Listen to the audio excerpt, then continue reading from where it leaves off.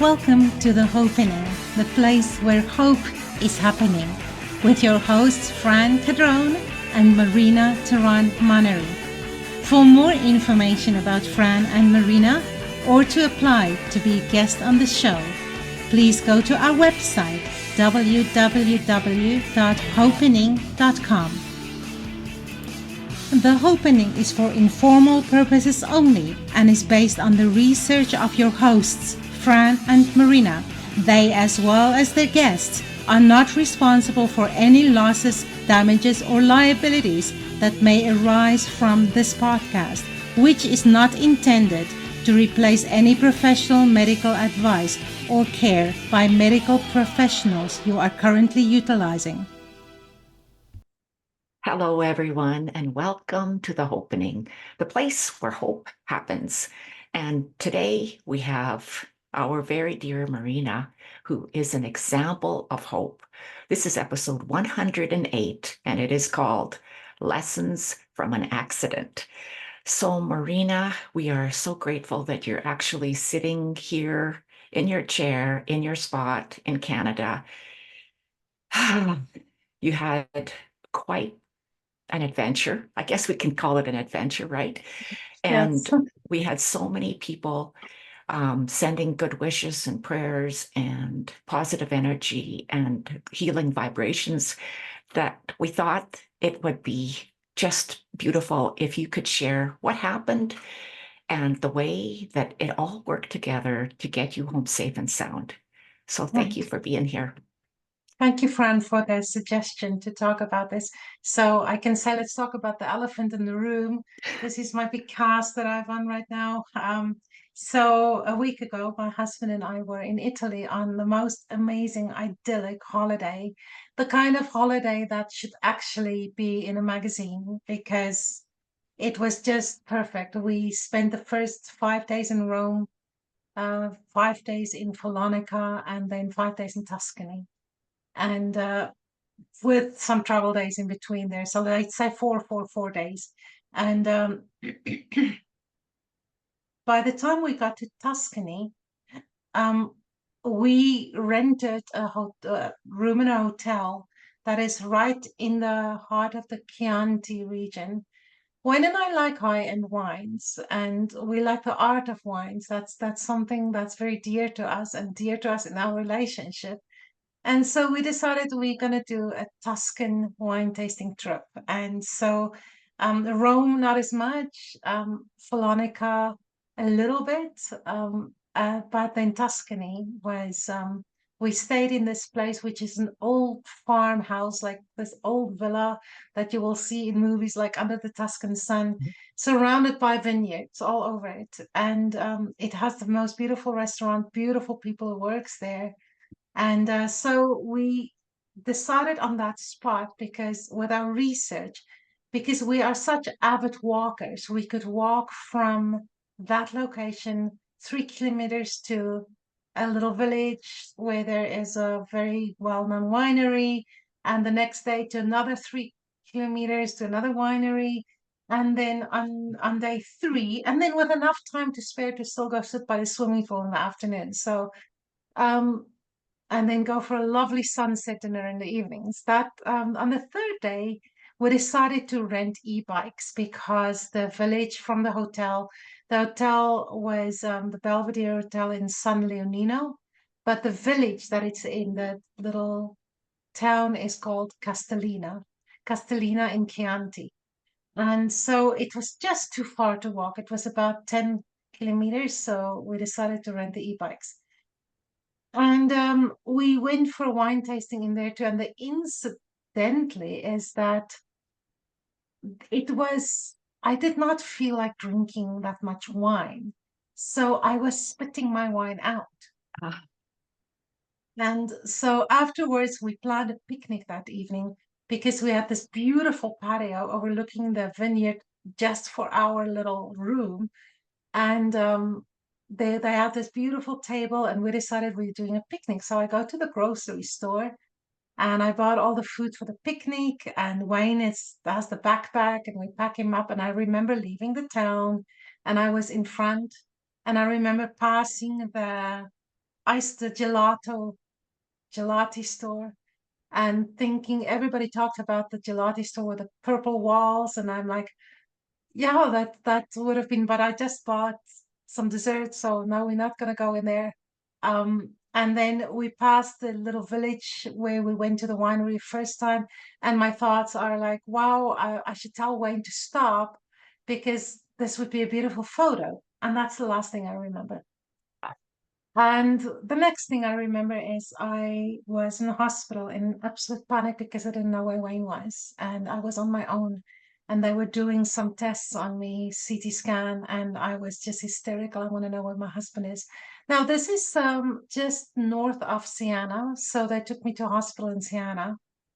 And Siena is about 30,000 people, so it's not a large place, and not a lot of people speak English there. But somehow somebody understood enough, and they looked up in the medical system and said, "No, there's no patient by the name of Wayne Monnery."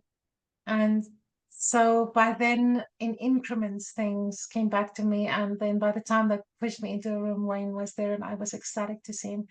So to backtrack from Wayne's perspective, at some point he passed me, and I'm not sure where. I cannot recollect where, but he passed me and he was in front.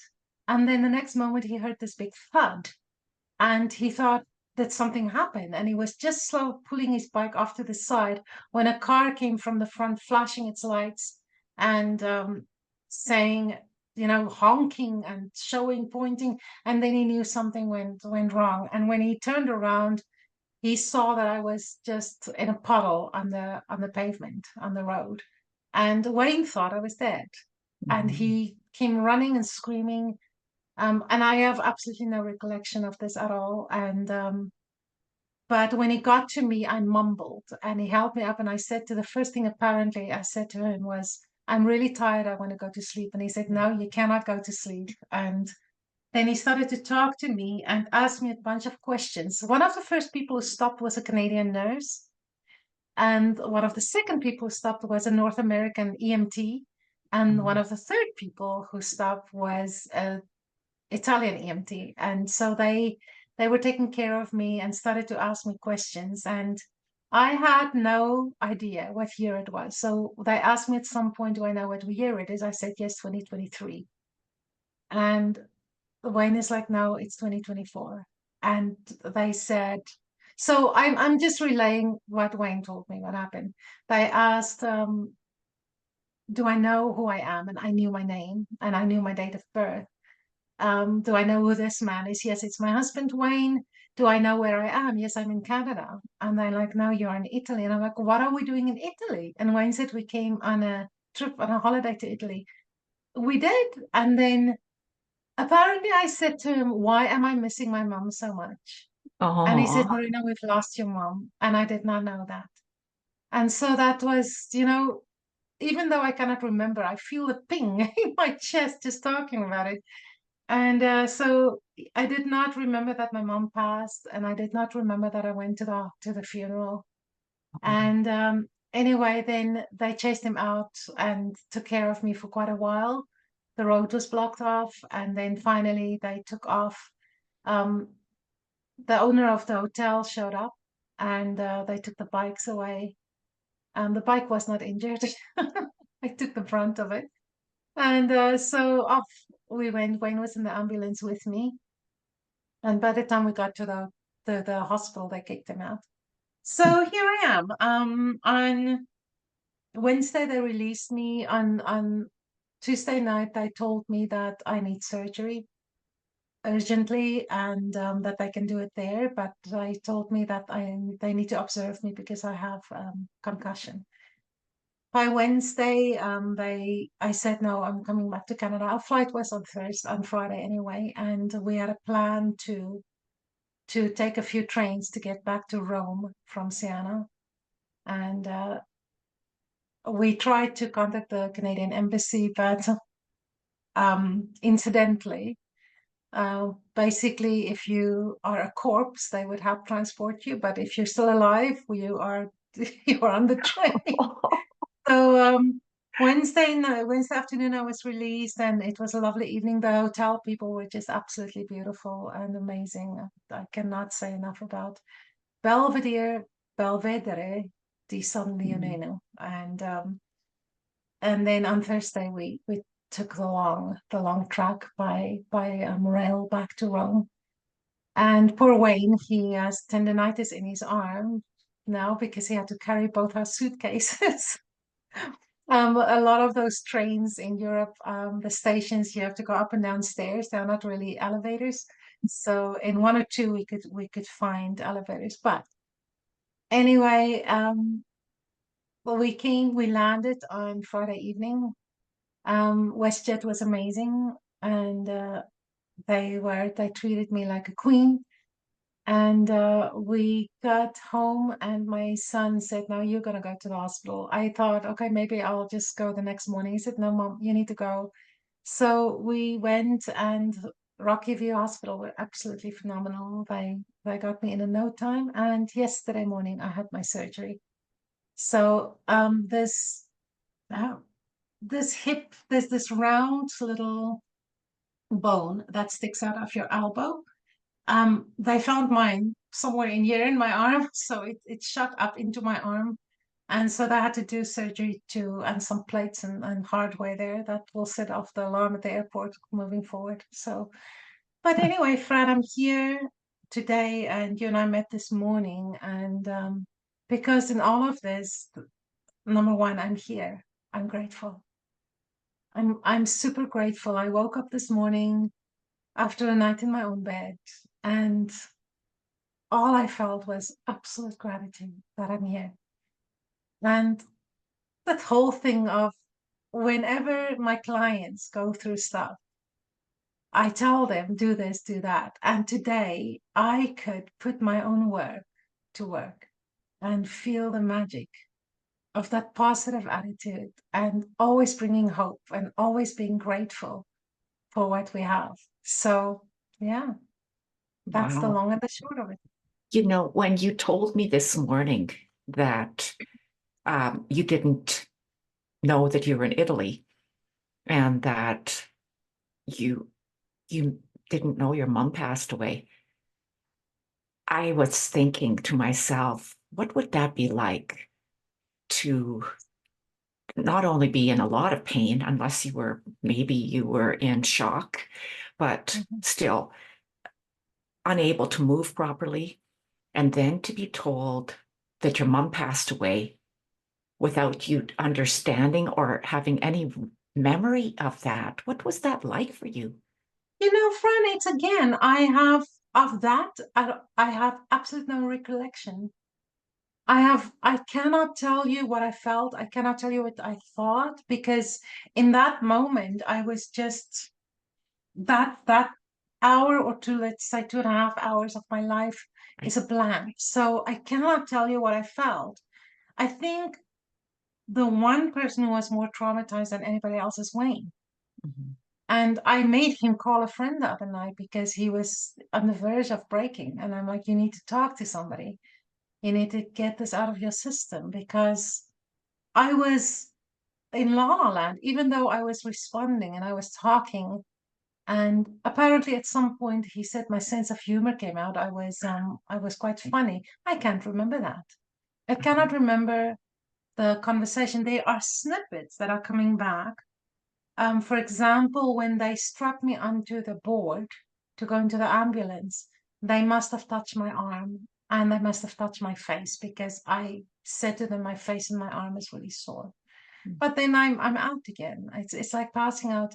And Fran, we work with so much trauma in the work that you and I do. And today I see grace in Mhm. in memory loss because in a sense I do not want to relive what happened. I'm grateful. And maybe I will at some point, but where I am today, I do not want to relive that. And think, Fran, how many times do you get somebody who experienced tremendous trauma in their past? And because of that, so many things dominoed and went wrong in their lives. And now we take them back into regression, and in a sense, I relive that.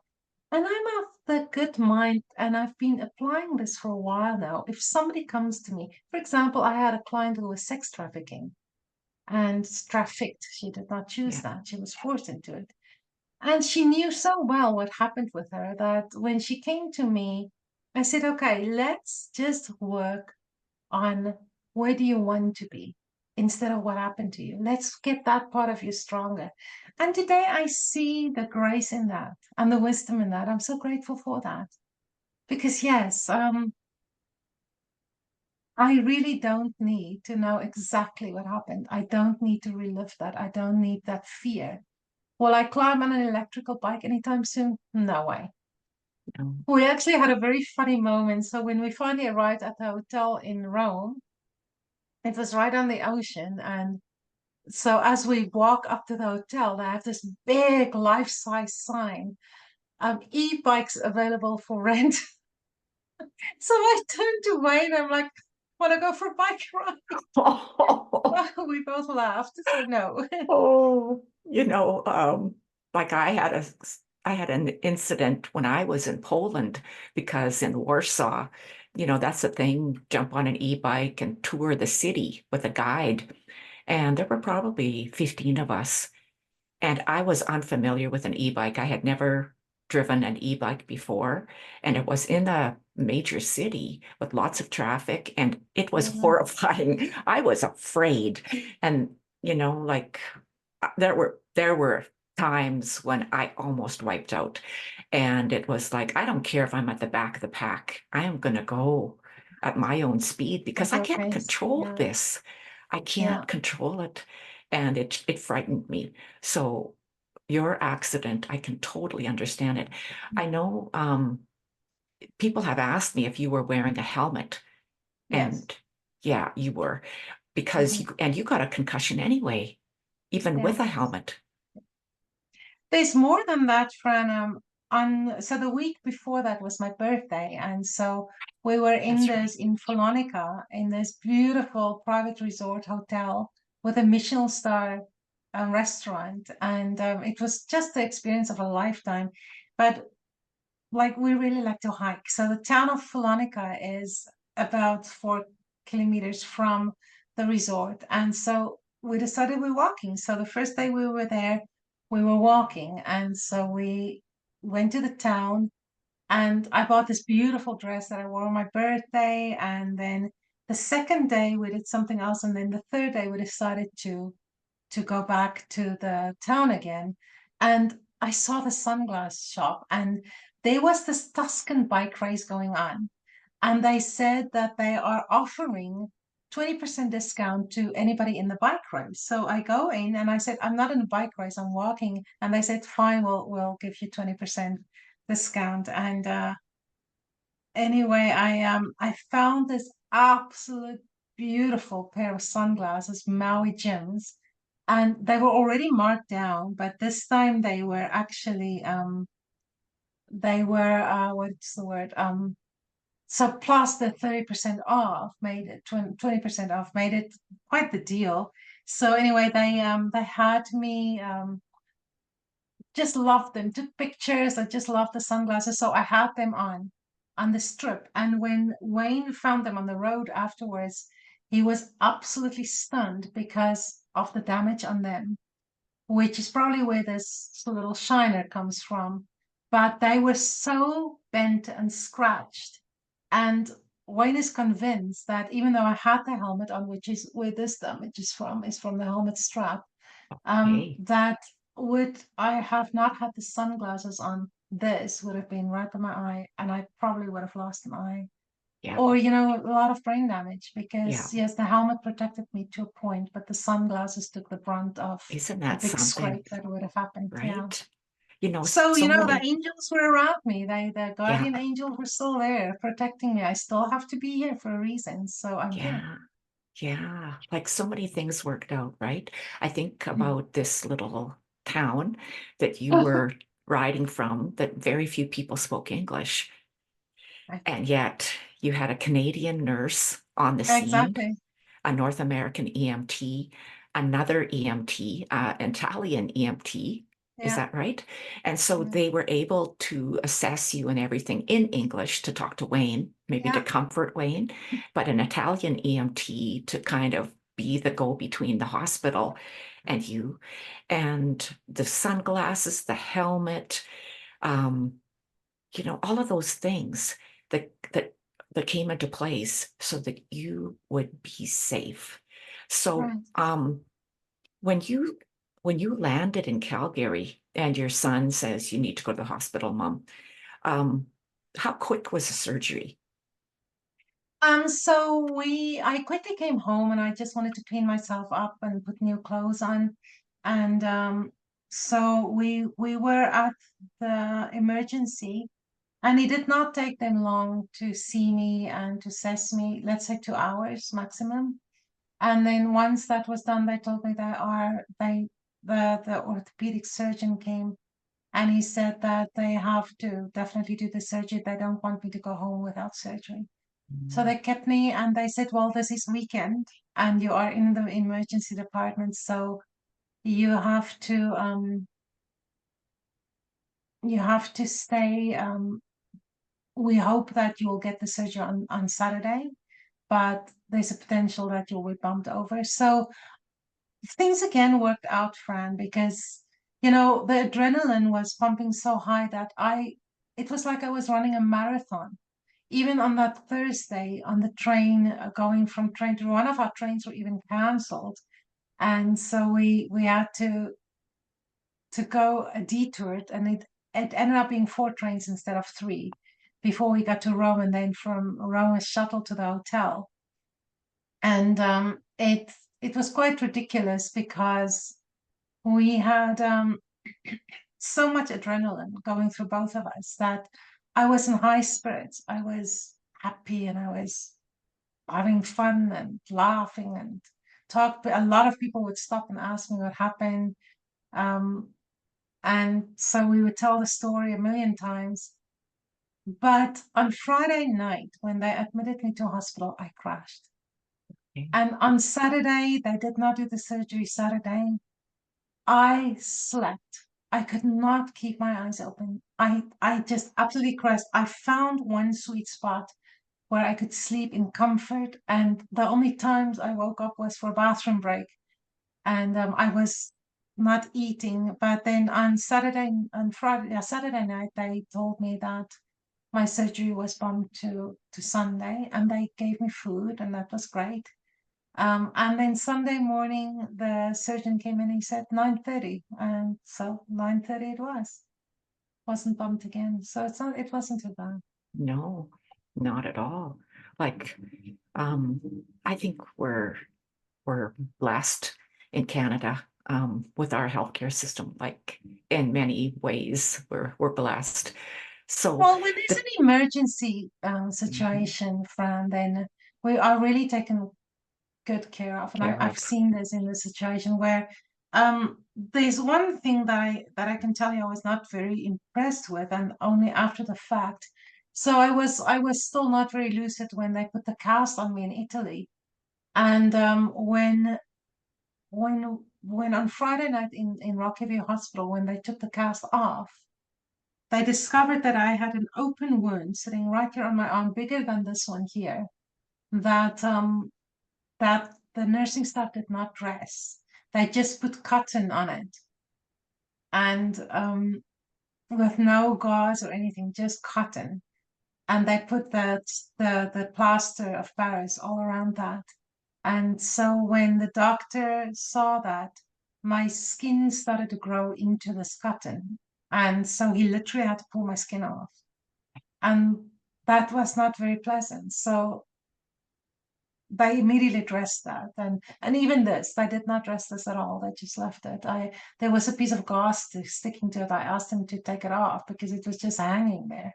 So and then they of course they pulled it off and it was bleeding again. And so anyway, they knew, it's so easy to complain about what we have or what we don't have, that we lose perspective sometimes and go to another country and then realize how good we have it. I know. And I know there are some issues, but I think I have a lot to be grateful for. Everything Yeah. worked out very well for me. Yeah.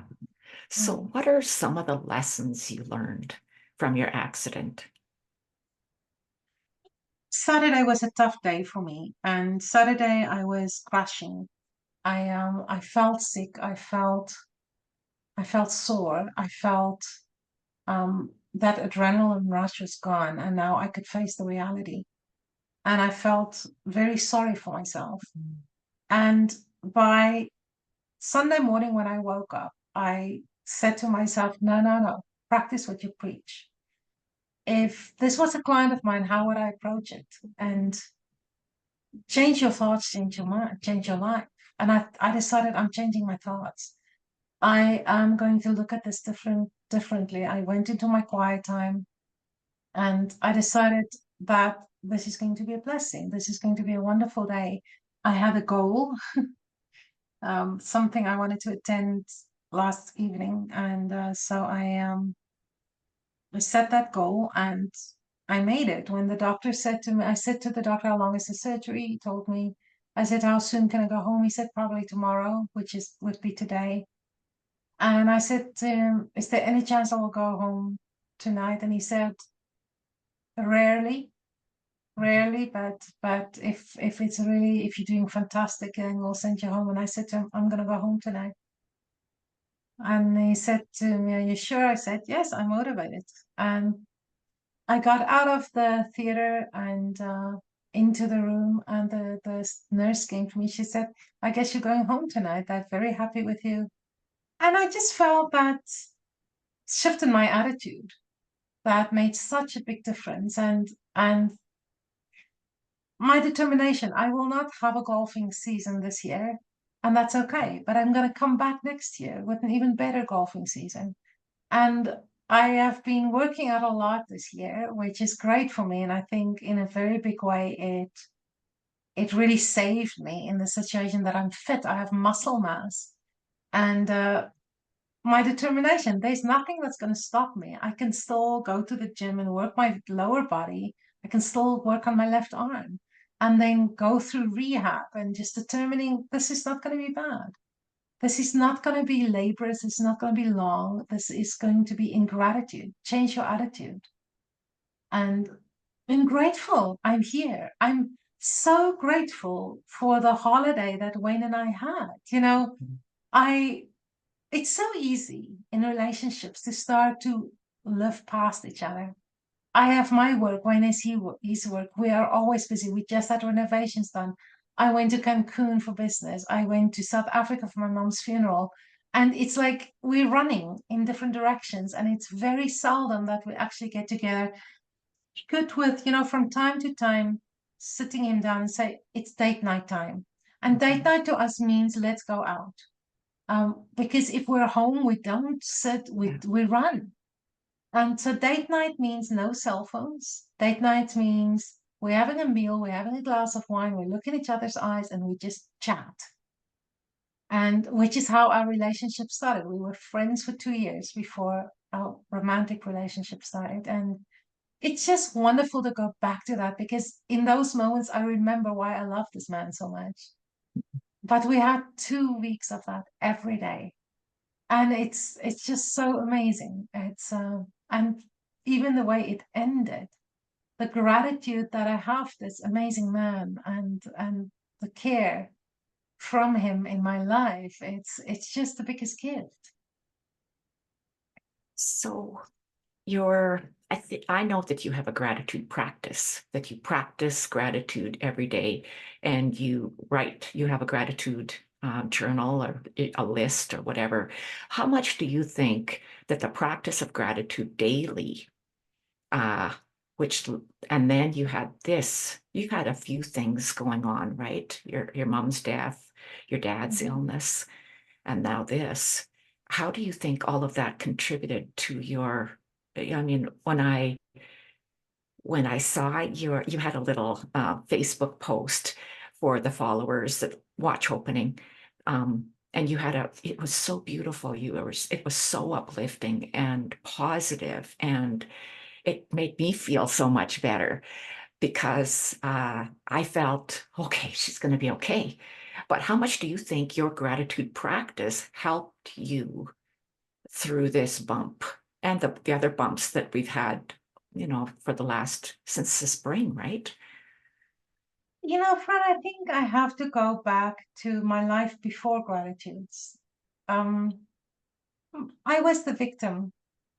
I was perpetually living in that poor me state, always asking, why me, God? Why did this happen? Why could I not be this? Why me? And then things changed, and I learned to live in gratitude. And it's not necessarily the gratitude journal anymore, as living in that energy of gratitude at all times, looking for that silver lining in every single thing and be grateful for that. It's the difference between, I have to use my mom as an example because I hate to say this, Fran, but I will never forget my mom's 50th birthday. I organized it. And I remember driving home that day and she was really depressed. And I asked her why. She said, because now I'm old. Now I'm with one foot in the grave. And that's how she managed her life from there on. She was around 60 when she retired. And before she was 60, about my age now, when she retired, and she stopped walking. She used to be this avid fast walker. I walk like her. It's people are struggle to keep up with me. And that was what I've learned from my mom. But my parents retired to the coast and they had a rocky relationship. And my mom resolved to sitting in one chair, feeling sorry for herself, doing crossword puzzles, and reading the one novel after the other. And other things that we won't discuss here. But she stopped living. And every single time you would talk to her, she would remind you that, outlived my parents. Her father died at a young age. He smoked himself to death. So he was in his early 60s when he passed. My grandmother passed when she was 73. So my mom was convinced that she would not see 74. So when she made her 74th birthday, she was in shock. And then she would be, well, my days are counted now. Her brother died when he was 70. And so it was just really tough to observe that. And, we would have conversations, a long conversation from time to time about change your attitude and like, mom, find things. I used to work with seniors. I could see how you can live life to the absolute fullest until deep in your 90s, if not older. I have to pay homage to one of my old residents who passed away last week. She was 103 years old. But Oh. when she was in her deep 90s, she would get up at 6 o'clock every morning to go bowl in a bowling league.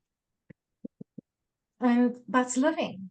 That's living. Or the guy who one day waltzed past my office and he was so excited, dancing, dancing, dancing. And that night he just didn't wake up. He was 97 years old. That's Mhm. living.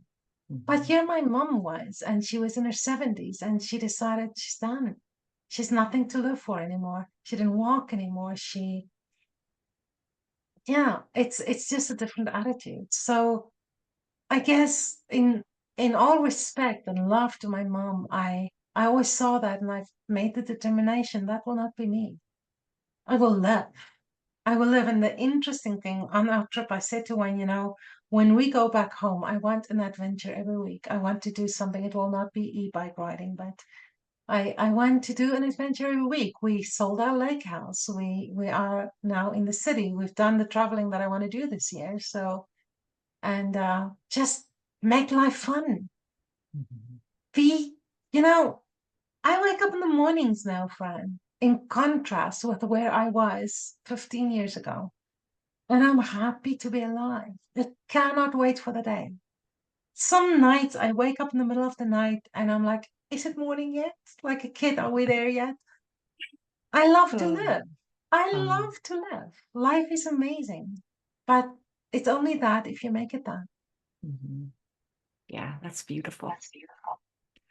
Thank you, Marina. Like, your whole story is such a lesson, right?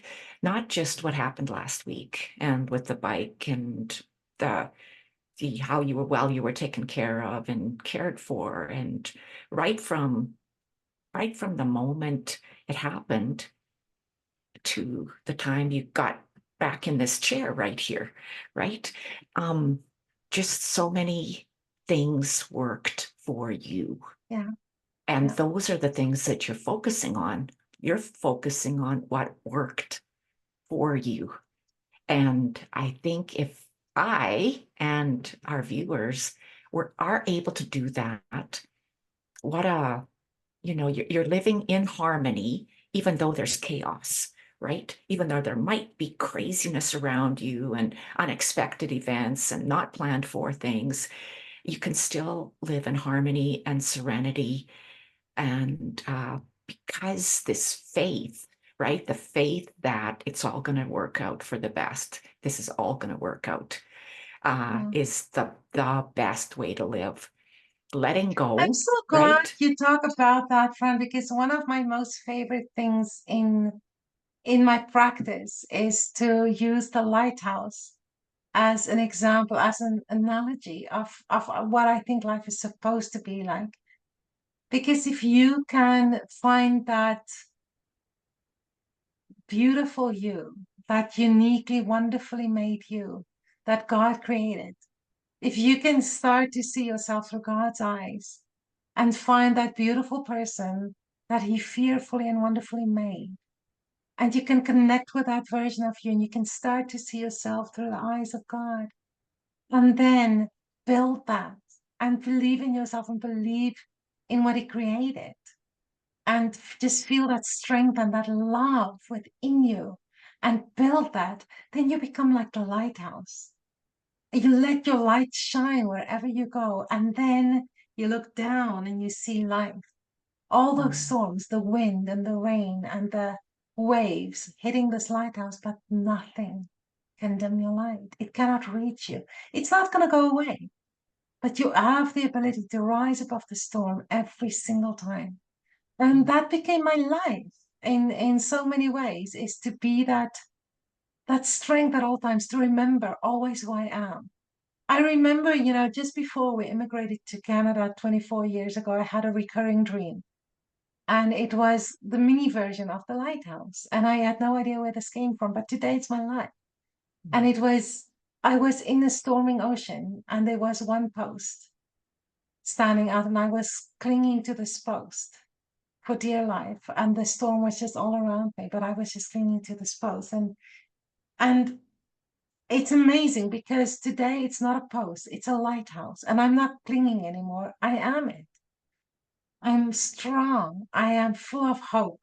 My brother sent me a message that I'm like, why are you not slowing down? Because if I have to give you a list of everything I accomplished today, you will think I'm crazy because I just had surgery yesterday. And I'm like, no, I'm living. I'm grateful. I am energized. I'm in love with life. I don't care what my face looks like. I don't care. It's not relevant. And I don't care. My arm is healing. It's amazing. When I get clients who are sick and I ask them to do a healing meditation, this morning I did the most beautiful healing meditation and I understood the magic of it, feeling that I'm healthy. I'm gonna live my life today as if I'm healthy. Yes, painkillers. Yes, I have a swollen hand. It's a little bit puffy right now. But hey, I'm alive. I'm living. I'm gonna go sit back and have my dinner now and sit back with a nice glass of water and elevate my hand so that the swelling can go away. My ice pack is ready, so I'm in good shape. yeah. And plus, you've got a tan. I have a wonderful tan, don't I? Yeah, you got a tan. So, I mean, Yes, that's beside the point. However, yes. Well, it once was your really nice cast to is get some off, sunshine, so yeah, yeah. yeah. It may Well, be a bit faded after all these weeks, but anyway. well, yeah. Well, thank you, Marina. Thank you for sharing your story, and No problem. thank you for To letting thank us you in and on it. our family in the Hopenning and Yeah. all our followers, all the messages and all the prayers and all the positive energy and the healing, and people asking me, do I need healing? Do I need Mm, anything? And I've been so blessed to see so many people just intervening for me and through this time. Even today, I found out of people who kind of formed a prayer chain, and I'm like, for me, like really?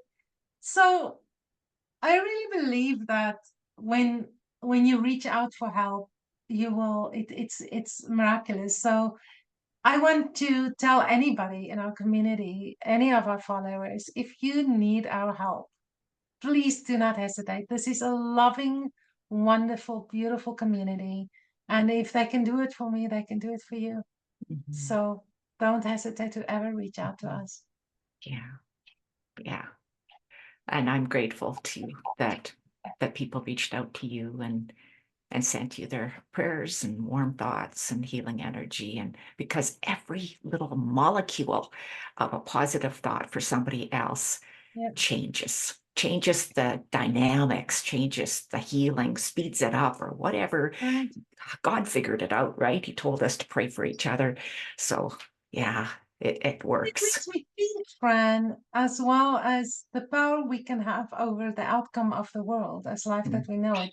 We so easily get distracted by all the woes and all the press and all the negative news at all times that we lose focus of what is available to us. And I think if we all in life start to come together in love, we can completely change the outcome of life.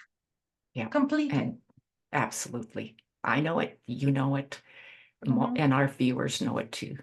because uh, that is the truth. Yeah. Yeah. Well, thanks, Well, thank Marina. you, Fran, for the suggestion to do this. I appreciate that. I appreciate you, and I appreciate all our viewers and all our listeners. Yeah.